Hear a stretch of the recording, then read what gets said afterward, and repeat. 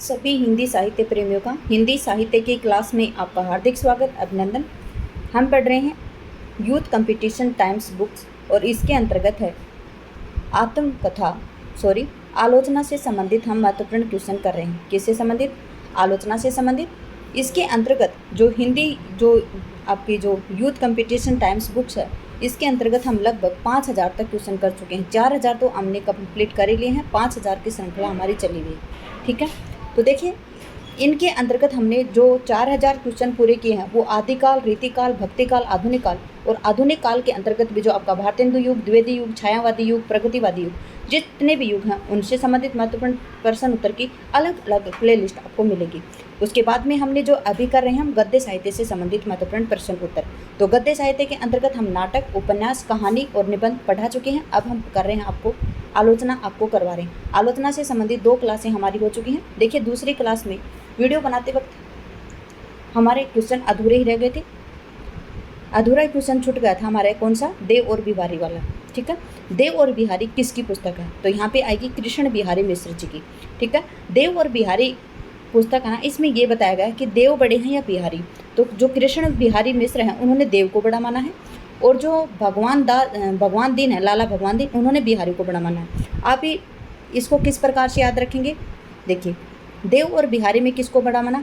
कृष्ण बिहारी मिश्र में आ रहा है बिहारी, तो इन्होंने बिहारी को बड़ा नहीं माना। इनके नाम में जो बिहारी आ रहा है इनको बड़ा नहीं माना इन्होंने किसको माना? देव को। और लाला भगवान दीन ने किनको माना? बिहारी को माना। ठीक है, देव और बिहारी पुस्तक कृष्ण बिहारी मिश्र की है।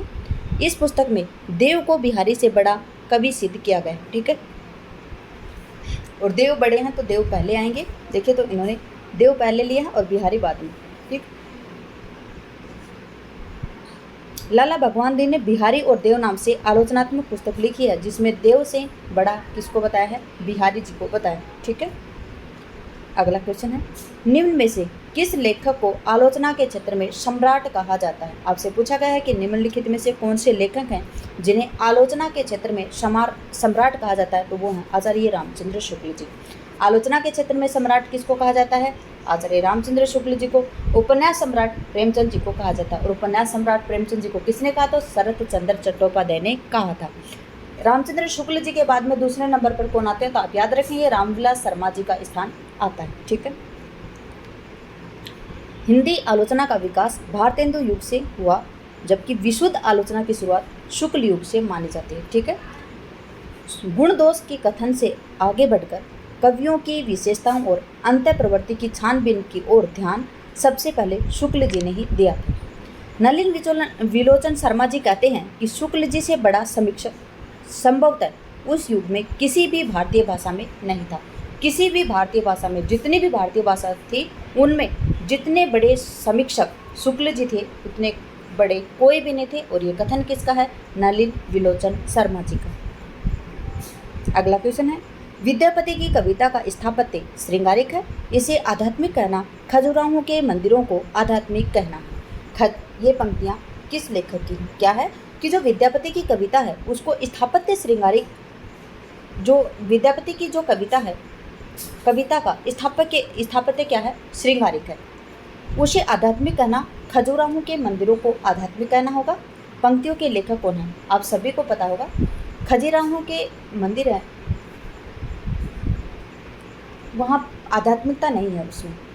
अगर आप खजुराहो के मंदिरों को देखेंगे तो वैसे मैं बोलना नहीं चाहती, लेकिन उस वक्त की स्थापत्य कला थी उस हिसाब के। वहाँ पे नग्न मूर्तियाँ ज़्यादा मिलेंगी आपको, संभोग करते हुए स्त्री पुरुष दिखाई देंगे आपको, काफ़ी दिखाई देंगे। आप नेट पे सर्च करके देख सकते हैं। ठीक है, तो यहाँ पे देखिए कि खजुराहो को मंदिरों को जो आध्यात्मिक कहना है ये कथन है इसके लिए। तो ये पंक्तियों के लेखक कौन है? तो ये लेखक हैं कौन? डॉक्टर बच्चन सिंह जी। कौन है इसके लेखक? डॉक्टर बच्चन सिंह जी। विद्यापति की कविता का स्थापत्य श्रृंगारिक है, उसे आध्यात्मिक कहना, खजुराहो के मंदिरों को आध्यात्मिक कहना है। उक्त पंक्तियों के लेखक डॉक्टर बच्चन सिंह हैं। इन्होंने विद्यापति को क्या कहा है? जातीय कवि कहा है। देखिए विद्यापति को जातीय कवि किसने कहा है? तो कहा है डॉक्टर बच्चन सिंह ने। इनके द्वारा लिखित प्रमुख ग्रंथ है आधुनिक हिंदी साहित्य का इतिहास और हिंदी साहित्य का दूसरा इतिहास।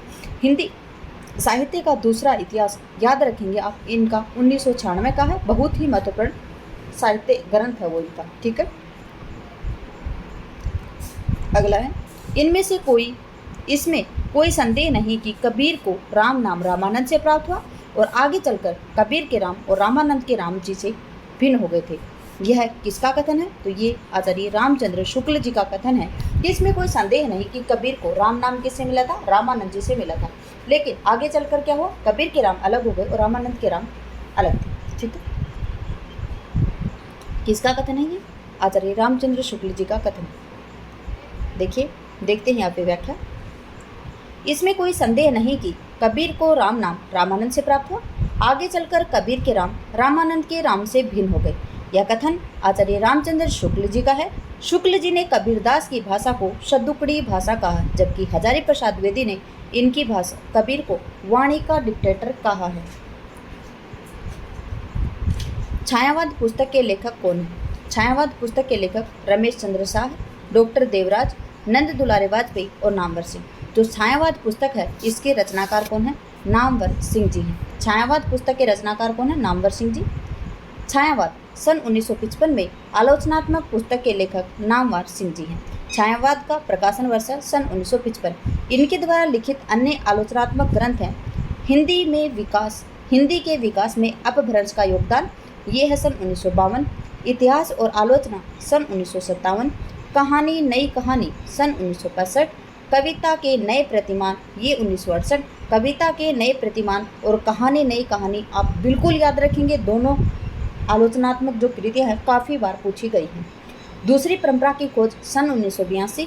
वाद विवाद संवाद सन 1989 और आलोचना के मुख्य सन 2005 की आलोचनात्मक कृतियाँ हैं। अगला है, डॉक्टर नगेंद्र ने छायावाद के संबंध में कहा है, छायावाद उस राष्ट्रीय जागरण की काव्यात्मक अभिव्यक्ति है जो एक ओर पुरानी रूढ़ियों से मुक्ति चाहता था और दूसरी ओर विदेशी प्राधीनता से। क्या है? नगेंद्र जी ने कहा है कि छायावाद का संबंध किससे है? छायावाद के संबंध में उन्होंने कहा है कि छायावाद उस राष्ट्रीय जागरण की काव्यात्मक अभिव्यक्ति है जो एक ओर तो पुरानी रूढ़ियों से मुक्ति चाहता था और दूसरी ओर विदेशी प्राधीनता से मुक्ति चाहता था। नई समीक्षा के केंद्र में कौन है? तो नई समीक्षा के केंद्र में है कृति, ठीक है। नई समीक्षा के केंद्र में क्या है? कृति। नई समीक्षा के केंद्र में कृति है। नई समीक्षा आधुनिक भावबोध से संपृक्त होती है। नई समीक्षा आज के परिवेश में व्याप्त विसंगति, तनाव, असहायता, निरुद्देश्यता, एकाकीपन, अजनबीपन, ऊब आदि का साक्षात्कार करते हुए एवं अस्मिता के संकट को झेलते हुए अस्मिता के संकट को झेलते हुए एक सीमा तक अनुभूति की प्रामाणिकता और व्यक्तित्व की अद्वितीयता को स्वीकार कर मानव मुक्ति का मार्ग खोजती है। कौन? नई समीक्षा। तथा रचना को भाषिक सर्जना मानकर काव्य भाषा के विश्लेषण पर विशेष बल देती है। नई समीक्षा की परिभाषा है ये, मनुष्य ही साहित्य का लक्ष्य है। यह किस आलोचक की स्थापना है? क्या कहा है कि मनुष्य है वही साहित्य का क्या है? लक्ष्य है। और ये किसका कथन है? तो ये आचार्य हजारी प्रसाद द्विवेदी जी का कथन है। आलोचक तथा उनके कथन है, मनुष्य ही साहित्य का लक्ष्य है, ये है आचार्य हजारी प्रसाद द्विवेदी जी का कथन। हमें अपनी दृष्टि से दूसरे देशों के साहित्य को देखना होगा, दूसरे देशों की दृष्टि से अपने साहित्य को। और ये कथन किसका है? हमें अपनी दृष्टि से दूसरे देशों के साहित्य को देखना होगा और दूसरे देशों की दृष्टि से अपने साहित्य को नहीं। क्या है कि हमें अपनी दृष्टि से तो दूसरे देशों के साहित्य को देखना होगा, लेकिन दूसरे देशों की दृष्टि से अपने साहित्य को हमें नहीं देखना। ये किसका कथन है? आचार्य रामचंद्र शुक्ल जी का। अगला है, चरम व्यक्तिवाद ही प्रयोगवाद का केंद्र बिंदु रहा है। क्या है? जो चरम व्यक्तिवाद है वहीं क्या रहा है? प्रयोगवाद का केंद्र बिंदु रहा। ये डॉक्टर नामवर सिंह जी ने कहा है। अगला है, भक्ति आंदोलन एक जातीय और जनवादी आंदोलन, ये डॉक्टर रामविलास शर्मा जी कहते हैं। क्या है? जो भक्ति आंदोलन है वो एक जातीय और जनवादी आंदोलन है। और ये कहने वाले कौन है? ये हैं रामविलास शर्मा जी। अगला क्वेश्चन है, देखिए, निम्नलिखित में से किस विद्वान ने कहा है कि मनोवैज्ञानिक तथ्य के अनुसार हार की मनोवृत्ति में दो बातें संभव हैं? या तो व्यक्ति अपनी आध्यात्मिक श्रेष्ठता दिखाता है या भोग विलास में पड़कर हरि को भूल जाता है। भक्ति काल के लोगों में प्रथम प्रकार की प्रवृत्ति रही है। और ये कथन कहने वाले कौन है? बाबू गुलाब राय। किसने कहा ये कथन? बाबू गुलाब राय ने कहा। इस बात को पहले आप समझेंगे कि ये कथन किस प्रकार से, क्या कथन है, ठीक है। ऐसे रट्टाफिकेशन नहीं करनी है। देखिए, जो मनोवैज्ञानिक तथ्य है ना, जो बाबू गुलाब राय के अनुसार जो मनोवैज्ञानिक तथ्य है, उसके अनुसार व्यक्ति अगर हार जाता है ना, तो हार की जो मनोवृत्ति होती है ना, उसमें दो बातें संभव हैं। कौन कौन सी? या तो वो अपनी जो आध्यात्मिक श्रेष्ठता है वो दिखाएगा, या क्या करेगा, भोग विलास में पड़कर हरि को भूल जाएगा। या तो क्या करेगा, भगवान की भक्ति में लग जाएगा, या भगवान की भक्ति को भूल कर वो क्या करेगा, भोग विलास में लग जाएगा।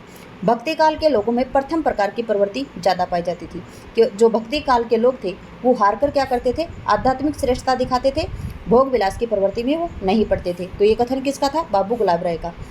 ये आपके ऊपर भी डिपेंड है।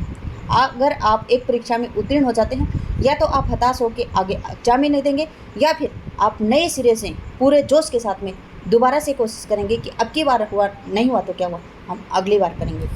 ठीक है, यही है भक्ति काल। देखिए, भक्ति काल प्रवृत्ति के उद्भव के संदर्भ में उक्त कथन बाबू गुलाब राय ने कहा है। भक्ति युग के आविर्भाव के संदर्भ में रामचंद्र शुक्ल जी लिखते हैं, क्या लिखते हैं कि राजनीतिक उलटफेर के पीछे हिंदू जन समुदाय पर बहुत दिनों तक उदासी छाई रही। राजनीतिक उलटफेर हुआ था, तब क्या हुआ था कि जो हिंदू जन समुदाय था उसके ऊपर बहुत दिनों तक उदासी छाई रही थी। अपने पौरुष से हताश जाति के लिए भगवान की शक्ति और करुणा की ओर ध्यान जाने के अतिरिक्त दूसरा मार्ग ही क्या था। ये भक्ति काल की परिभाषाएं किसकी हैं? भक्ति काल की परिभाषाएं हैं। फिर आचार्य हजारी प्रसाद द्विवेदी जी ने क्या कहा? यह बात अत्यंत उपहासास्पद है। कौन सी बात? जो कौन सी कही थी? जो रामचंद्र शुक्ल जी ने कही थी। हजारी प्रसाद द्विवेदी जी हमेशा ही रामचंद्र शुक्ल जी के विपक्ष में बोलते हैं। तो देखिए, रामचंद्र शुक्ल जी के विपक्ष में बोलते हुए वो कहते हैं कि जब मुसलमानों ने उत्तर भारत में मंदिर तोड़े थे, मतलब क्या था कि पौरुष जाति से हताश होकर भगवान की भक्ति के सिवा और था ही क्या।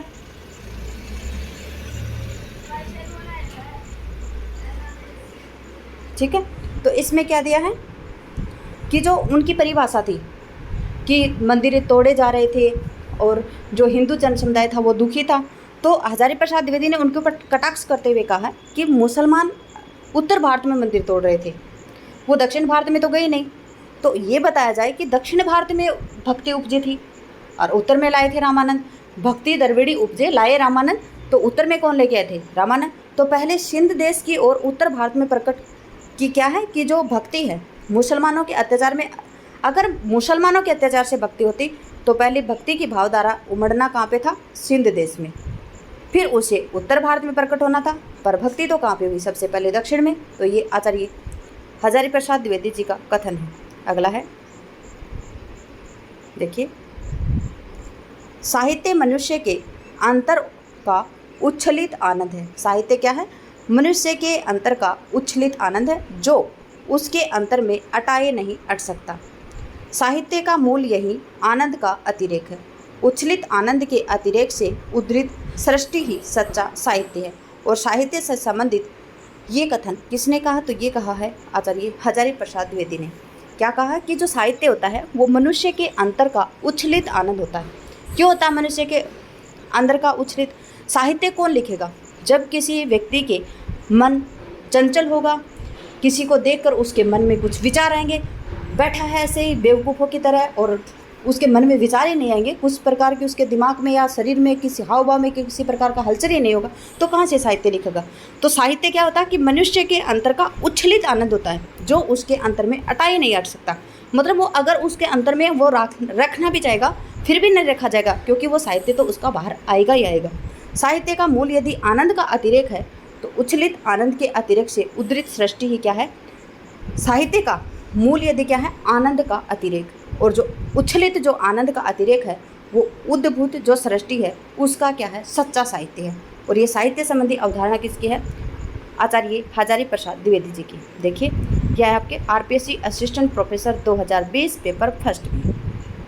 देखिए, हाँ जी, साहित्य संबंधी उपयुक्त अवधारणा आचार्य हजारी प्रसाद द्विवेदी जी की रही है। आचार्य हजारी प्रसाद द्विवेदी ऐतिहासिक सांस्कृतिक चेतना संपन्न मानवतावादी आलोचक थे। ठीक है, क्या थे? आचार्य हजारी प्रसाद द्विवेदी जी ऐतिहासिक सांस्कृतिक चेतना संपन्न और मानवतावादी आलोचक थे। द्विवेदी जी को चिन्हमुखी मानवता के अन्वेषक के रूप में जाना जाता है। द्विवेदी जी को किस रूप में जाना जाता है? चिन्हमुखी मानवता के अन्वेषक के रूप में जाना जाता है। आगे क्या है? आचार्य हजारी प्रसाद द्विवेदी ने प्रमुख आलोचनात्मक रचनाएं लिखी। उन्होंने लिखा सूर साहित्य जो सन 1930 का है, हिंदी साहित्य की भूमिका जो सन 1940 है, हिंदी साहित्य का आदिकाल जो सन 1952 है और कबीर इनका सन 1941 का। आचार्य शुक्ल ने आलोचना के क्षेत्र में विरुद्धों का सामंजस्य सिद्धांत का प्रवर्तन किया था। आचार्य शुक्ल ने क्या किया था? आलोचना के क्षेत्र में विरुद्धों का सामंजस्य सिद्धांत का प्रवर्तन किया था। ठीक है, अगला है आचार्य शुक्ल की प्रथम सैद्धांतिक आलोचना काव्य में रहस्यवाद सन 1929 निबंध को माना जाता है। ठीक है, आचार्य शुक्ल की जो प्रथम सैद्धांतिक आलोचना है वो क्या है? काव्य में रहस्यवाद। और कब की है ये? सन 1929 की। और ये क्या है? एक निबंध है।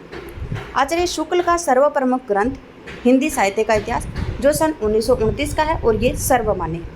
नंद दुलारे वाजपेयी को समन्वयशील स्वच्छंदतावादी एवं स्रोष्टवादी आलोचक माना जाता है। नंद दुलारे वाजपेयी को समन्वयवादी, स्वच्छंदतावाद, स्रोष्टवादी आलोचक माना जाता है।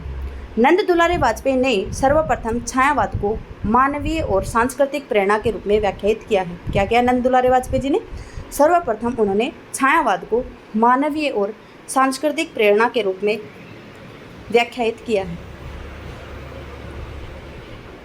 उसके बाद में है डॉक्टर नगेंद्र को रसवादी आलोचक माना जाता है। डॉक्टर नगेंद्र को क्या माना जाता है? रसवादी आलोचक। इनकी आलोचना में भारतीय और पाश्चात्य का समन्वय मिलता है। इनकी आलोचना में क्या मिलता है? भारतीय और जो पाश्चात्य है उसका समन्वय मिलता है। इनके प्रमुख आलोचनात्मक ग्रंथ हैं साकेत एक अध्ययन, रीति काव्य की भूमिका, हिंदी साहित्य की प्रवृत्ति, भारतीय सौंदर्य शास्त्र की भूमिका, और मिलता है एक मिनट, डॉक्टर नगेंद्र।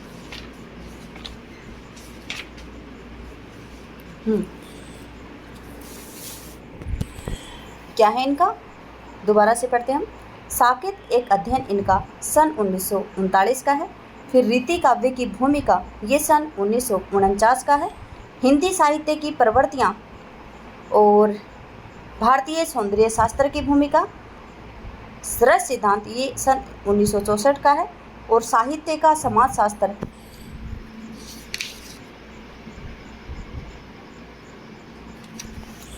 ये इनकी आलोचनात्मक कृतियाँ। अगला क्वेश्चन है अंतःकरण की वृत्तियों के चित्र का नाम कविता है कहकर कविता को परिभाषा देने वाले आचार्य कौन थे? क्या है कि जो अंतःकरण की जो वृत्तियाँ हैं उनका चित्र ही क्या है? चित्र का नाम ही क्या है? कविता है। कहकर कविता की परिभाषा, कविता को परिभाषित करने वाले आचार्य कौन थे? ये आचार्य थे महावीर प्रसाद द्विवेदी। देखिए, महावीर प्रसाद द्विवेदी जी के बारे में पूरा ही पेज दे दिया उन्होंने, ध्यान से पढ़ेंगे। देखिए, अंतःकरण की वृत्तियों के चित्र का नाम कविता है। कविता की यह परिभाषा आचार्य महावीर प्रसाद द्विवेदी जी ने दी है। ठीक है, आचार्य महावीर प्रसाद द्विवेदी को हिंदी का प्रथम लोकवादी आचार्य माना जाता है। क्या माना जाता है इनको? जो महावीर प्रसाद द्विवेदी हैं इनको हिंदी का प्रथम लोकवादी आचार्य माना जाता है। महावीर प्रसाद द्विवेदी का जन्म सन 1864 से 1938 ईस्वी रायबरेली के दौलतपुर गांव में हुआ था। महावीर प्रसाद द्विवेदी के अनुदित और मौलिक जो लगभग 80 ग्रंथ हैं। ठीक है, महावीर प्रसाद द्विवेदी जी का जन्म 1864 कहाँ पे हुआ था? रायबरेली के दौलतपुर गांव में हुआ था। महावीर प्रसाद द्विवेदी के अनुदित और मौलिक लगभग कितने ग्रंथ हैं? 80 ग्रंथ हैं। देखिए, इनके यहाँ पे महावीर प्रसाद द्विवेदी संपूर्ण पढ़ाए गए हैं आपको। इनकी प्रमुख कृतियाँ कौन सी? काव्य मंजूषा, सुमन, कान्य कुब्ज, अबला विलाप। देखिए, इनकी रचना है, इनका रचनाकाल बता देते हैं हम आपको। जो काव्य मंजूषा इनकी सन 1903 की है। फिर उसके बाद में सुमन, ये सन 1923 की है। कान्यकुब्ज अबला विलाप, ये कान्यकुब्ज 1907 और अबला विलाप भी सन 1907 है।